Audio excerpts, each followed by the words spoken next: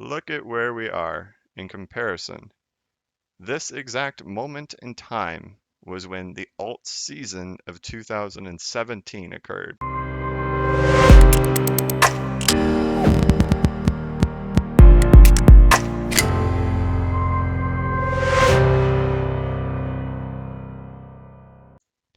Hey, what's going on, everybody? This is the Blockchain Backer bringing you the latest cryptocurrency news and analysis.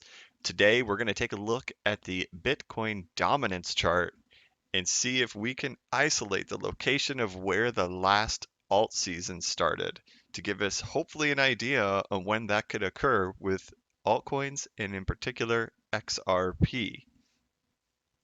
So the first thing I want to do is I want to head on over to the Bitcoin chart because that's going to give us an idea of what are we really looking at right here. So over here on this Bitcoin chart, I have uh, put different Fibonacci retracement levels. So anytime that Bitcoin goes parabolic, and this occurs really in all different types of assets and digital assets and stocks, is that when you have a parabolic move, you typically have a crash, retrace, and then you go down lower, and then you can continue back up. So what we're looking at is we're looking at these retrace levels right here.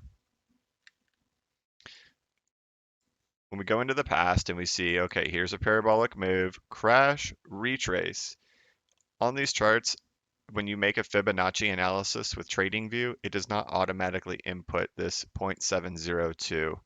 That's something that I actually put in by myself because I've noticed so much reaction off this level. It's the halfway point between a 61.8% retrace and a 78.6% retrace, kind of right in the middle. And I've noticed how many times we get a reaction right there at the middle spot between these two. So there's one example. Over here,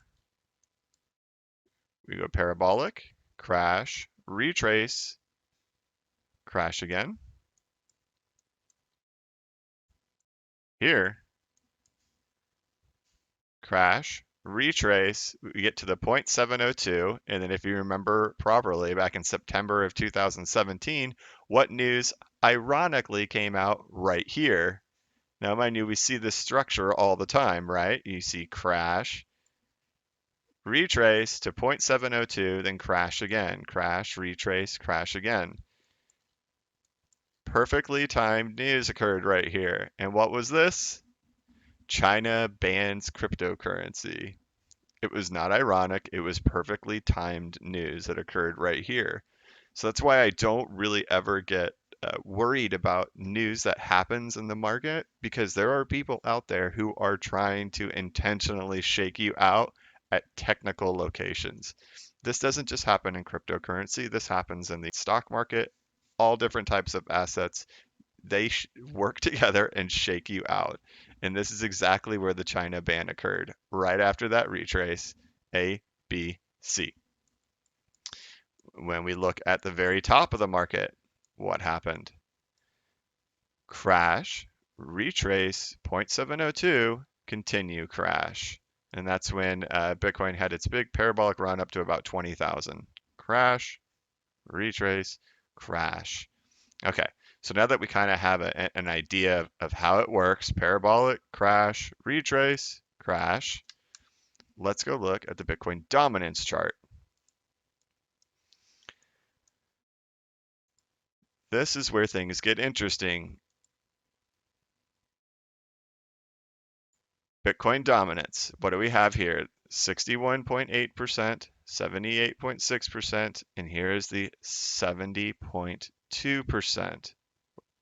Crash, retrace. Now what?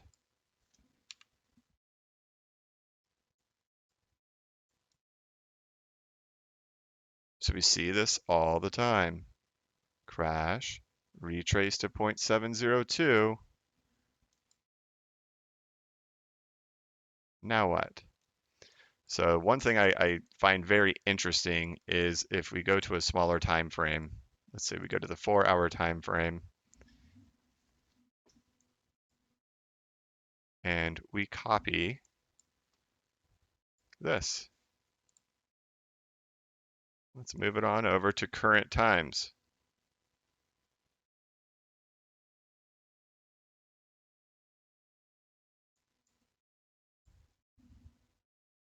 I'm gonna time it up just right there. And look where we are. Look at where we are in comparison. This exact moment in time was when the alt season of 2017 occurred. You know, that run that happened like March, April, May, and June? Right here is where it occurred.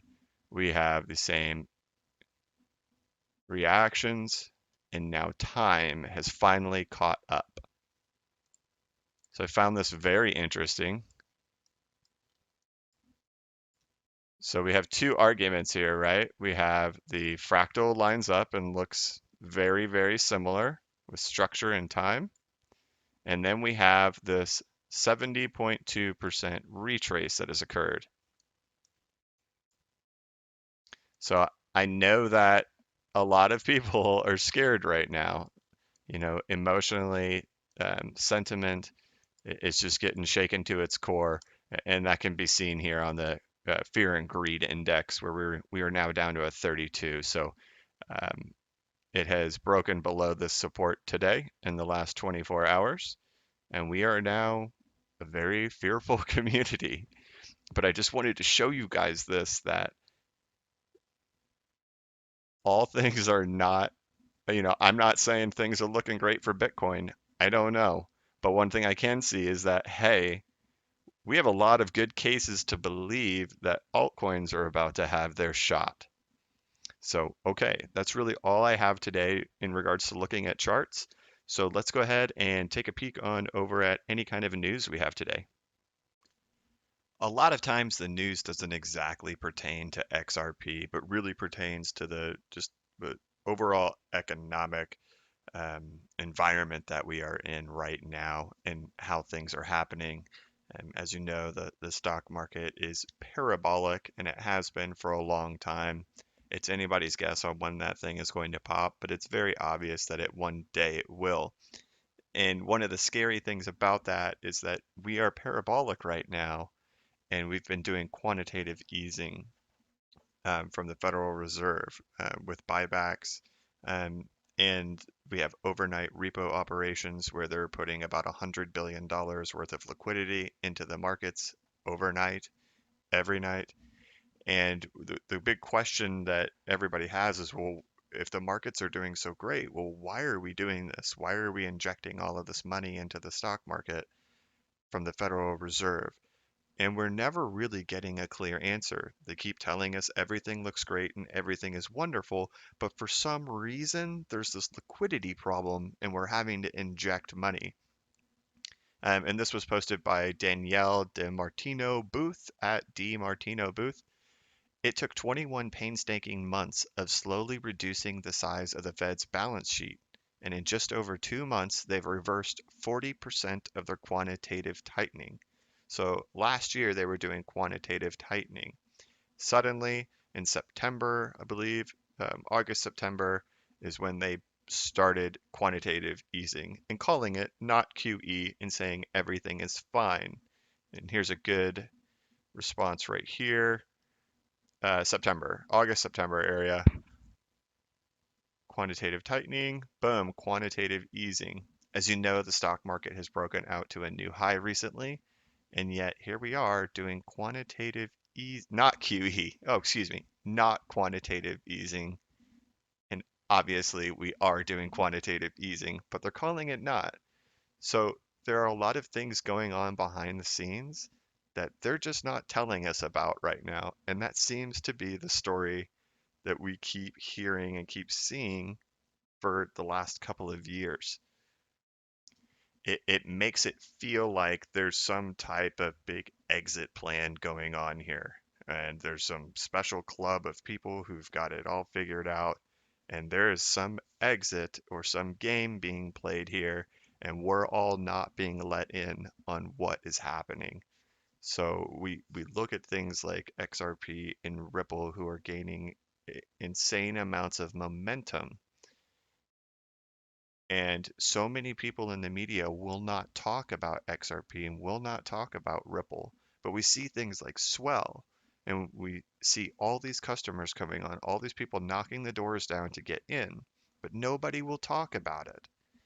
And nobody will talk about the reality of what's going on here as well. So I find that very interesting. Let's move on to the next thing. Ripple and Santander Bank expand their reach of their alliance. One of Ripple's most important allies has made an important announcement. According to statements made by a bank official, the Spanish bank would be on the verge of expanding its cross-border payment service with Ripple's support. Now, it's unclear if they're going to be using XRP. It makes it seem like they might not be, but that's okay, because this is, if we get Ripple in front of the eyes of others, that still helps funnel people to XRP. Let's move on. And then from Zero Hedge, if Trump gets wind that China is ignoring him, it raises risk of shock tariff hike. First of all, let me go ahead and lay this out here because I just want to make it clear that I have no political bias on either direction. So if you ever see me talking about any type of, if I talk about Trump or if I talk about Democrats or something like that, just know that I have no bias towards either of them. I think it's all just a big game and they just spin a tight web to kind of guide us in specific directions of political beliefs. I don't actually have a strong feeling of bias or any at all towards anyone because I think it's all just smoke and mirrors to get us to behave in a specific way. So when I read this, I don't want you to think that it's just me picking out one guy or favoring another. It's got nothing to do with that. It's simply just I'm reading what's going on. So if Trump gets wind that China is ignoring him, it raises risk of a shock tariff hike. Now, what's interesting about this is it's another one of those things that like everybody knows, but we don't get to hear about is that tariffs are actually a tax on United States citizens. They're not a tax on China, they're a tax on United States citizens. The way it works is the products come into the United States at customs. They get taxed on it. So if it's like a $50,000 container and there's a 25% tariff on it, well, they've got to pay $12,500 in taxes to import that container. The American company has to pay that, and then they'll raise the prices of their products in order to pay for the tax. So they pass the tax cost onto the consumer. So we keep getting this whole illusion that China is paying all these taxes, but they're not. So I don't really know how it exactly relates to what we talk about, but it's another one of those things where like it just doesn't add up to me that, we've got the Federal Reserve who's being like everything is totally fine, but it's very clear that everything is not totally fine, or else you wouldn't be intervening with bailouts and with overnight repo operations. And then we get told that, there's going to be a shock tariff hike if China is misbehaving, but that tariff hike would be a penalty on United States citizens. And so none of it really just adds up, and it's hard to put this whole puzzle together right now. And I don't know, hopefully things all start getting a little bit more clear soon. Then over here on Cointelegraph, we've got the US SEC takes another look at the rejected Bitwise Bitcoin ETF proposal.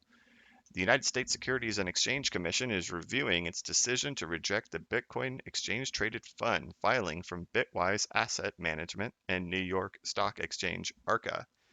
Now, I think we get this type of hopium a lot. Maybe it's something real, maybe it's not. I just don't see that the ETF is going to be the big catalyst that we need.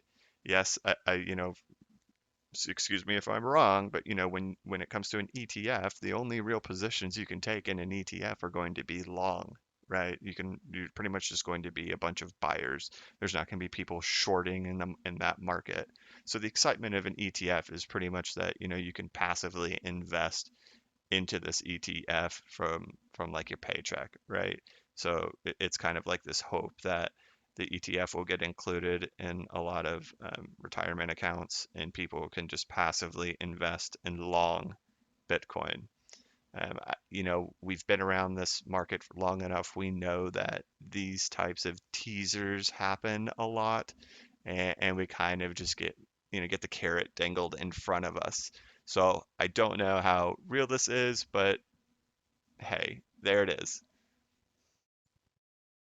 If you don't know who Grayscale Investments are, they are the Drop Gold campaign. So if you've seen a lot of their commercials for Drop Gold, um, and buy Bitcoin. They've got commercials with like helicopter and people running around with all of their gold bars, and they're telling them to drop your gold and get Bitcoin. And this is their Twitter page at Grayscale Invest. And every day they kind of report, you know, what's in their portfolio, the value of their portfolio, total assets under management, 2.3 billion. But Grayscale's Bitcoin Trust seeks SEC reporting company status. So Grayscale Investments, the asset management subsidiary of Digital Currency Group, is filing to register its Bitcoin Trust as a Securities and Exchange Commission reporting company. If the U.S. regulator deemed the Form 10 filing effective, the trust shares would be registered under the Exchange Act of 1934, potentially making it the first cryptocurrency investment vehicle to become a reporting company. The shares are already publicly traded on an over-the-counter market, but the reporting company status would improve transparency and liquidity for shareholders.